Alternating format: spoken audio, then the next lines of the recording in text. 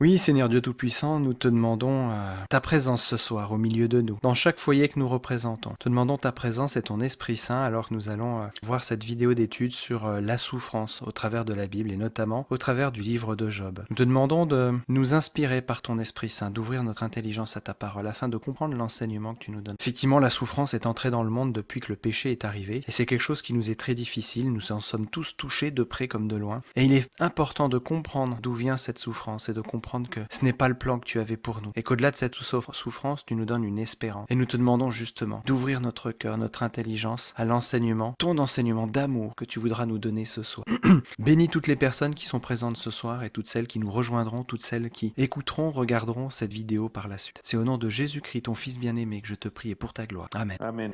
On va voir ce soir, on va voir la souffrance. La première partie, c'est en 2 épisodes, en 2 parties. Donc toujours avec les vidéos d'études du pasteur Paul Scalier. On va commencer par définir ce que c'est que la souffrance. Alors, ce sera pas super réjouissant ce soir. La plus importante des parties, ce sera la fois prochaine. Mais déjà, vous verrez, ça permet de bien comprendre d'où vient la souffrance et surtout que ça ne vient pas de Dieu. Mais je n'en dis pas plus. Je vais pas spoiler l'étude. Je vous laisse regarder. On se rend compte là de cet homme qui avait été béni, et tout cas ça s'en comprend pas, comme la part d'entre eux qui nous arrive. Voilà. Il y en a un qui se marre bien derrière parce que il a réussi à se faire. Quand on regarde, Job se pose la question, mais Dieu là, attends, fait fallait pour toi et voilà comment t'es jamais t'es Satan de t'es. Voilà, on parle pas de lui, c'est lui qui a fait tout le mal, mais nous on se dit oh Seigneur, qu'est-ce qui se passe? Mais le mal vient pas. Sauf que Dieu est accusé par Satan de ne pas être. Alors prouver, ok, fais ce que t'as à faire, et puis on va voir qui est vraiment juste. Et alors on va voir par la suite, la semaine prochaine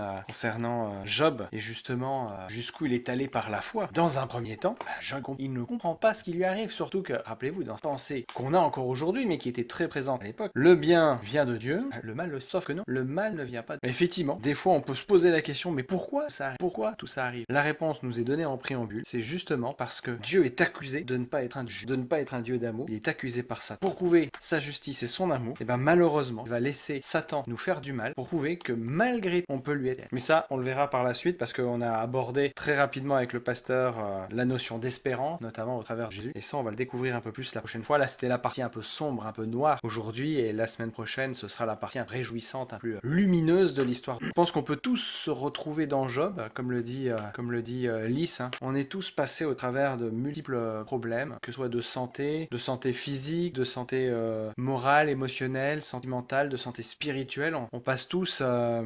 Voilà pourquoi certaines personnes se suicident, mais justement, ils perdent leur espérance et Satan les pousse. Satan les pousse à ça, comme sa femme lui a dit. Maudit Dieu et meurt. Meurt, c'est pas attends la mort. Maudit Dieu et puis il y en a besoin de la vie. Hein. Là, au point où t'en es, t'as plus besoin de la vie. C'est Satan qui pousse l'être humain à maudire Dieu et en finir avec ça. Et c'est ça qui est terrible, c'est que Dieu, dans l'histoire, il ne veut pas pour nous de mal. C'est lui qui est accusé. Il veut se servir de nous entre guillemets pour que on prouve qu'il est juste. Satan se fait oublier et il nous pousse à tout faire pour prouver que lui a raison. Je pense que beaucoup de suicidés seront sauvés. Quel est ton avis? Écoute, je n'en sais pas grand chose.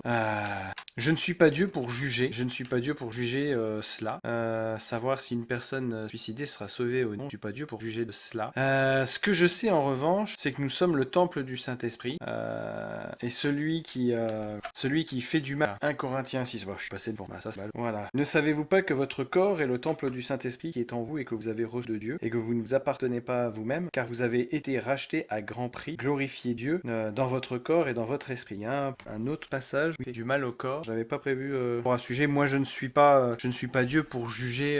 Je ne suis pas Dieu pour juger ce qu'il en est à ce niveau-là. Savoir si qui mérite d'être sauvé, si le vidéo ou non. Je pense qu'on saura ça. Mais je suis persuadé d'une chose, c'est que c'est Satan qui pousse au suicide. Voilà. Ça, c'est clair.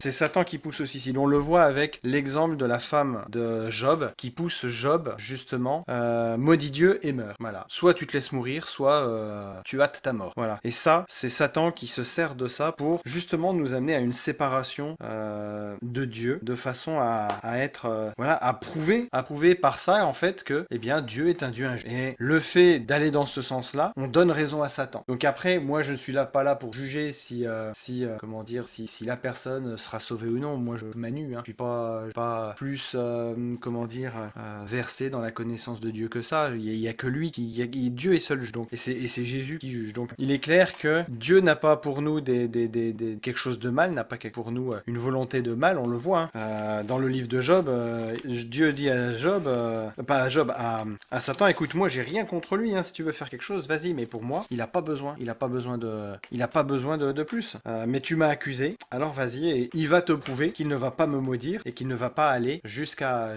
la mort dans la malédiction contre moi, et que toutes ces souffrances, il va les supporter. Alors peut-être qu'il va pas comprendre, peut-être que il va trouver ça injuste ou autre, mais tu vas voir qu'au final, il restera ferme dans la foi. Et c'est ce qu'on peut voir au travers de l'histoire de Job, et puis on verra la deuxième partie la fois prochaine. Mais on a surtout cette première notion de savoir d'où vient le mal. Le mal ne vient pas de Dieu. En revanche, Dieu, et on le découvre au travers de ce qu'il dit on va retourner aux Corinthiens, hein, et ça je pense qu'on en parlera un peu plus la semaine prochaine, mais pour le petit message d'espérance de ce soir, aucune épreuve, comme Job, ne nous est survenue qui n'était humaine. Dieu est fidèle et ne permettra pas que nous soyons éprouvés au-delà de nos forces, mais avec l'épreuve, il donnera aussi le moyen d'en sortir pour que nous puissions l'espérer. Remarquez que dans l'histoire de Job, ça ne l'a pas empêché de se sentir seul sans Dieu. Hein. Pendant toute l'histoire, Job est au milieu de cette histoire et Dieu ne lui parle pas. Il a l'impression que Dieu est aux abonnés absents.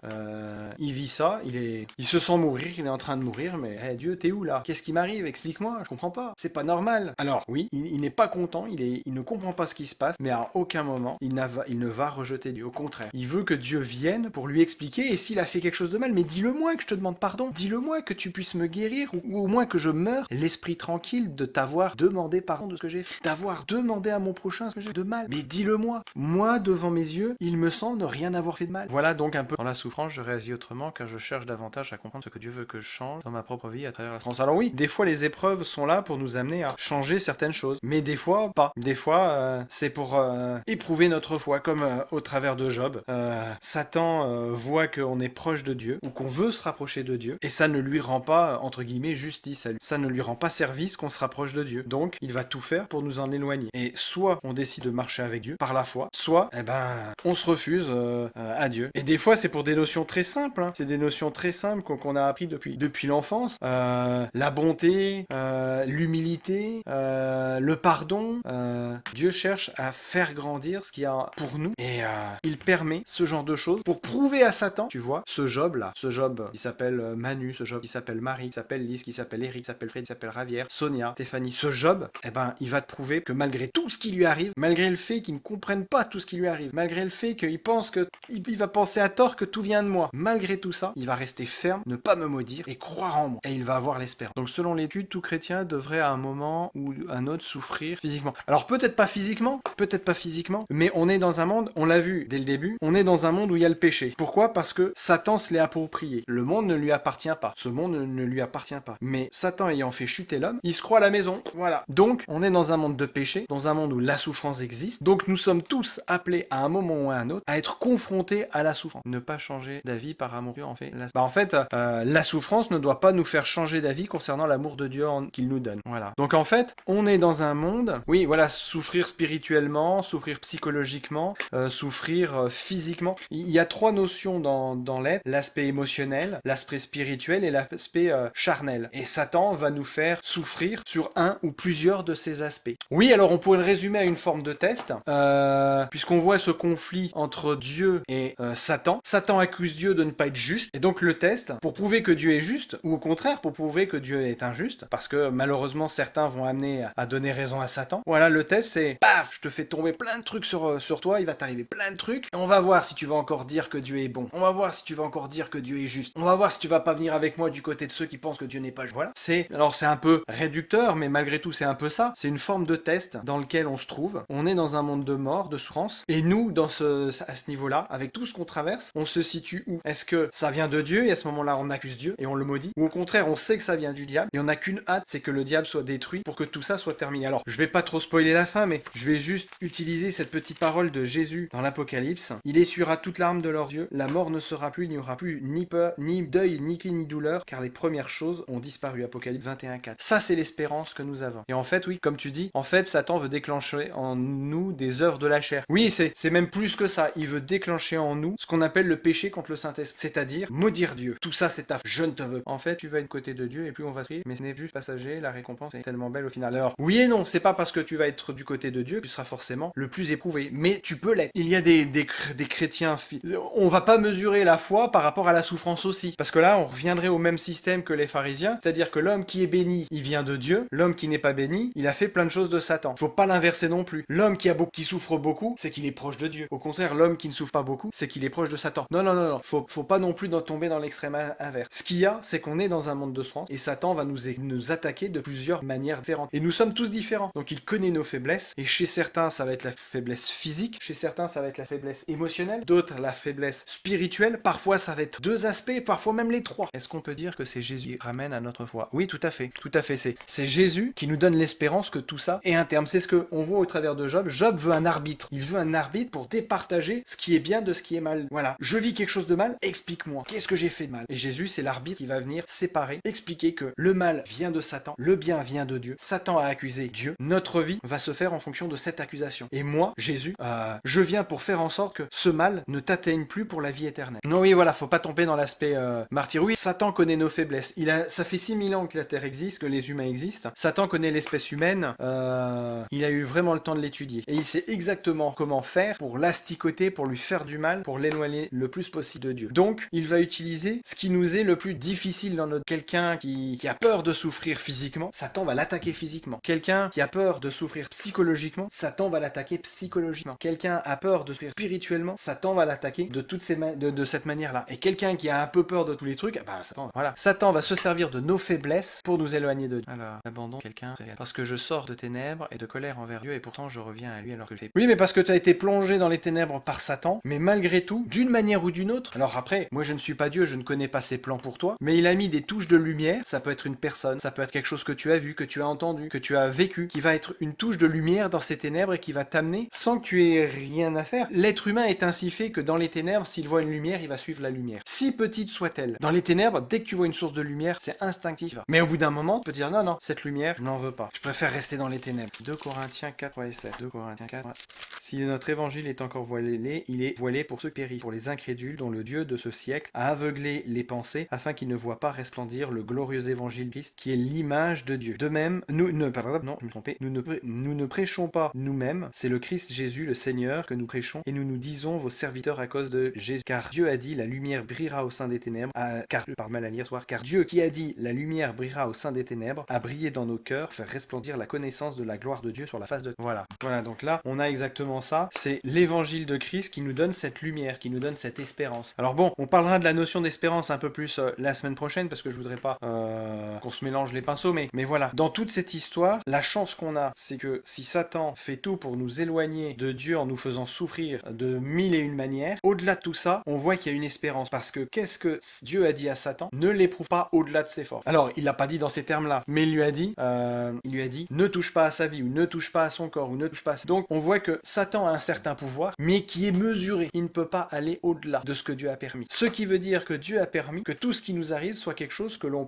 est capable de supporter. Pas de nous-mêmes, parce que de nous-mêmes, nous sommes incapables, mais au travers de cette lumière dont la gloire de Dieu rejaillit sur la face, Christ, nous pouvons supporter cette épreuve. Satan ne peut pas nous tenter, Satan ne peut pas nous éprouver au-delà de ce que Dieu a, et Dieu a défini ces choses-là en fonction de chaque être humain. Chaque être humain a une tolérance pour supporter la souffrance et il va nous permettre de supporter tout ça. On a tous vécu et on vit tous nos lots de souffrance. Il y a une chose qui est importante quand on vit la souffrance, pour l'avoir vécu, c'est de toujours regarder à Christ. Même quand on est au plus profond trou, de savoir qu'on a une expérience en Christ, même si on a l'impression, comme Job, que tout s'écoule autour de nous, que tout est contre nous, que Dieu ne nous répond pas, voire même que Dieu veut nous punir de quelque chose dont on ne sait même pas ce que c'est. Le fait de garder les yeux fixés droit sur Jésus, la croix, c'est le salut, c'est la fin de la souffrance, c'est la fin du malheur. Ah bah oui, Freddy, c'est ça. Pour Satan, malmener ceux qui cherchent Dieu, c'est un régal. Tout à fait, c'est exactement ça. C'est pouvoir les... Je vais vous donner une expérience malheureuse et qui va vous faire penser à Job. Et c'est une histoire qui m'a été racontée par mon père. Dans l'église où il était pasteur, il y a une famille qui était très très profondément croyante, très très proche de Christ. Vraiment très voilà, des Job. Et un matin, samedi matin, en allant à l'église, ils ont eu un accident de voiture et leurs 2 petites filles sont décédées. Dans le drame comme Job. Perdre ces 2 possibilités, soit en vouloir à Dieu. Et là, on fait ce que Satan veut. Maudit Dieu, soit tu meurs tout de suite, soit tu meurs de la mort éternelle. Maudire Dieu, c'est le péché qu'on fait. Ou alors, c'est malgré la souffrance, le mal que ça peut faire l'atrocité de la souffrance. Eh ben, dire Dieu, ouais, je veux continuer à te suivre. Je sais pas si vous avez vu cette vidéo qui a couru sur les réseaux sociaux. Alors, c'est en Amérique latine, je crois. C'est une femme dont le fils a été tué par un gang, un individu d'un gang. Et au tribunal, lorsqu'elle est venue, elle a eu l'occasion de pouvoir être confrontée au tueur, au meurtrier de son fils. Et il y a toutes les émotions qui sont sorties. Alors, elle lui a donné des claques pour lui dire ce que tu as fait est mal, ce que tu as fait est mal. Mais elle était malheureuse, elle pleurait, elle était en larmes. Elle n'a pas été violente avec lui, elle a juste, voilà, mis une claque pour lui faire comprendre ce que tu as fait. Elle lui a dit, mais voilà, je te pardonne parce que c'est ce que Dieu veut. Parce que si je ne te pardonnais pas, ce serait le mal qui viendrait en moi et je deviendrais aussi mauvaise que toi, tu as été mauvaise avec mon fils. Mon fils n'a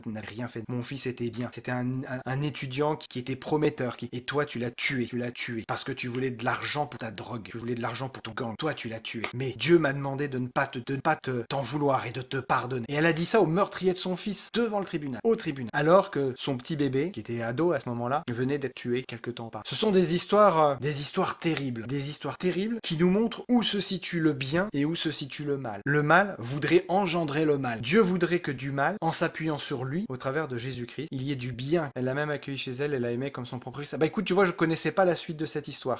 J'avais vu vraiment que cette première partie, mais alors si c'est ça, alors c'est encore plus beau, c'est encore plus beau. Accueillir le meurtrier de son fils chez soi et l'aimer comme son propre fils. Imaginez la joie qu'il doit y avoir dans le ciel à ce moment. Imaginez la joie, les alléluia qu'il y a. Et comment Satan, lui, dans son coin, à cette femme qui avait pu pardonner au meurtrier de son. On trouve dans Hébreux. Il y en a d'autres, hein, mais c'est le premier qui me vient à l'esprit. C'est le premier. Alors il y en a deux. Exhortez-vous chaque jour aussi longtemps qu'on peut dire aujourd'hui. Exhortez-vous chaque jour autant qu'on peut dire. Ça, c'est le premier. Et le deuxième, veillons les uns sur les autres pour nous inciter à l'amour et aux œuvres bonnes. Veillons les uns sur les autres. Et un peu plus loin, n'abandonnons pas notre assemblée comme c'est la coutume de quelques-uns, mais exhortons-nous mutuellement, et cela d'autant plus que vous voyez le jour s'approche. Oui, c'est Hébreux. Alors le premier, c'est Hébreux 2, 13. Exhortez-vous chaque aussi longtemps qu'on peut dire aujourd'hui, afin que aucun de vous ne s'endurcisse par la séduction du péché, la séduction du mal. Hébreux 2, 13. Et Hébreux 10, 24, 25. Hébreux 10, 24, 25. Veillons les uns sur les autres pour nous inciter à l'amour et aux œuvres bonnes. N'abandonnons pas notre assemblée, ça veut dire ne nous séparons pas, mais exhortons-nous mutuellement, et cela d'autant plus qu'on voit le jour approcher. Le jour, c'est quoi? C'est le jour de tout ce mal qui va prendre son paroxysme, qui va nous surprendre, mais en étant encouragés dans la foi par Jésus, en s'encourageant les uns les autres, parce que les difficultés que nous avons vécues, que nous avons traversées, deviennent des forces, comme on l'a vu tout à l'heure. C'est Sonia qui avait mis ce verset, je crois. C'est quand je suis faible que je suis fort. Nos faiblesses nous rendent plus forts grâce à l'action de Jésus en nous. Et cette force nous permet d'exhorter, de soutenir, d'aider nos frères et sœurs. J'ai traversé des choses terribles dans ma vie. Comme tout un chacun, je suis ni meilleur ni pire que vous, mais Dieu m'a permis d'en sortir à un moment. Et aujourd'hui, je n'ai qu'une seule envie, c'est de permettre aux autres de découvrir que l'amour de Dieu est plus puissant que ça. On m'a aidé en montant. Ce n'est qu'un juste retour des choses que d'aider. Continue de nous encourager, qu'il nous fortifie. Et si toi, mon frère, ou toi, ma sœur, tu traverses un moment d'épreuve, on va demander au Seigneur de placer sa paix dans ton cœur, de t'aider à trouver la force en Jésus, de supporter tout cela et de te rendre plus que vainqueur. Parce qu'il y a les vainqueurs, mais avec Jésus, il y a les plus que vainqueurs. Prions, voulez-vous? Oui, Seigneur Dieu, c'est un sujet tellement vaste, la douleur, la souffrance. Parce que toi, quand tu as créé la terre, quand tu as créé l'humanité, c'était pas dans tes plans qu'on vive tout ça. C'était vraiment pas dans ta conception de la vie, de l'éternité, qu'on puisse accéder à toute cette souffrance. Malheureusement, l'homme a fait un mauvais choix. Et depuis, Satan n'a de cesse de nous faire souffrir pour tenter de prouver son raisonnement, pour tenter de prouver qu'il est meilleur que toi, pour tenter de prouver que toi, Dieu, tu n'es pas juste, tu n'es pas. Et c'est terrible, parce qu'il veut se servir de nous pour arriver à ses fins. Et c'est terrible parce que toi, tu ne souhaites pas que nous vivions tout ça. Mais c'est toi qui es accusé. C'est toi qui es accusé de toutes ces choses-là. Et ta seule défense, c'est de faire en sorte que nous, en se saisissant de Jésus-Christ, nous supportions toutes les douleurs, toutes les souffrances que Satan va mettre sur notre œuvre. Mais tu es tout puissant, Seigneur. Toi, tu es tout puissant, parce que Satan, lui, n'est pas tout puissant. Satan est une créature. Il t'a accusé, mais tu lui as donné un pouvoir limité à notre capacité à supporter la souffrance. Et ça, Seigneur, c'est vraiment une grande force que de se rappeler que Satan est limité, que toi, tu es tout puissant et que tu as revêtu Jésus-Christ, ton Fils, l'incarnation de toi sur terre, de cette toute puissance, puisqu'il est venu sur terre, qu'il a vécu, qu'il est mort, qu'il est ressuscité, et que tu lui as donné la royauté, tu lui as donné le jugement. Il est en même temps juge, avocat et victime. Il a vaincu la souffrance, il a vaincu la mort, il a vaincu le mal. Et oui, Seigneur Dieu Tout-Puissant, si Satan a pris possession de cette planète qui t'appartient, il n'est dans l'incapacité de nous faire souffrir au-delà de ce que l'on peut supporter. Quelle merveilleuse espérance. Parce qu'au fond du trou, nous pouvons supporter des choses inimaginables, parce que tu nous en as donné la capacité. au travers de Jésus-Christ. Alors gloire à toi Seigneur. Et je voudrais te demander, mon Dieu, maintenant, pour mon frère, ma sœur qui m'écoute, qui m'écoute, oui, en ce moment, que ce soit en direct ou pour les personnes qui regarderont plus tard cette vidéo. Je te demande pour ce frère, pour cette sœur qui souffre, pour ce frère, pour cette sœur qui a de la douleur, qui a de la tristesse, qui a plein de mauvaises choses en elle, suscitées par Satan. Parce que Satan, on le voit avec Job, il veut nous faire te maudire, il veut nous faire mourir après t'avoir maudit pour être séparé éternellement de toi. Je te demande, Seigneur, pour ce frère, pour cette sœur, de lui donner cette force qui vient de toi au travers de Jésus-Christ, de le fortifier, de la fortifier, de lui donner cette espérance que tout ce que nous vivons sur la terre n'est rien en comparaison de l'éternité de bonheur, de joie, de félicité, de plénitude, d'amour, de justice avec toi. Nous sommes un courant d'air sur cette terre, Seigneur. Et avec toi, ce courant d'air, quand bien même il serait souffrant,